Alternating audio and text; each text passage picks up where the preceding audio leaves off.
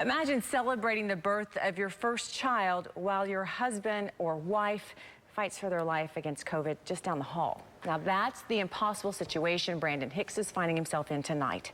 NewsChannel's Tyler Butler has that story. Brandon and Laura Hix were just months away from the birth of their first child when they caught COVID earlier this month.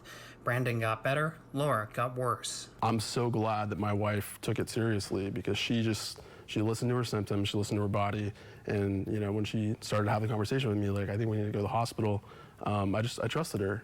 She was not getting enough oxygen, and soon conversations became near impossible. She was trying to pass along information, but again, she can't really talk, so we had to try to wrap our conversation up quickly. They intubated, and so she's been out of the loop for a week now, and just all of these things are happening. These things are big things. Doctors came to Hix with a question that didn't just affect his wife's life, but his future daughter's. They just had enough slip in her numbers that they said, we're going to be able to take a more aggressive treatment for her if we're able to take the baby early.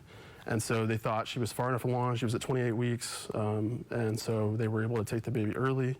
Yesterday at 9 a.m., Laura had a C-section while still on the ventilator, and Bailey came into the world 2 months early. I'm obviously elated. The baby's being born, and I'm so excited for that. And on the other side of the hospital, my wife's fighting for her life. Jordan Price has known Brandon and Laura since middle school and started a GoFundMe to relieve some of that unimaginable stress. I'm a dad. I've got 3 kids, and I know the joys and the just how amazing it is to be a father, and to know that was about to experience that, and then to hear about the hardships of what they were going through to get to that point just kind of broke my heart.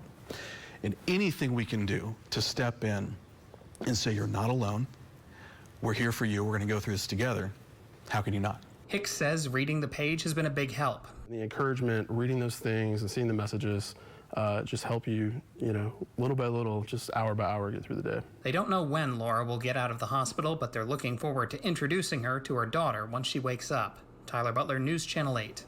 Hix says doctors are monitoring his daughter to see if she got COVID from her mother or if she has antibodies. She'll likely remain in the NICU for several months. If you'd like to contribute to the fundraiser, we have a link at KTUL.com.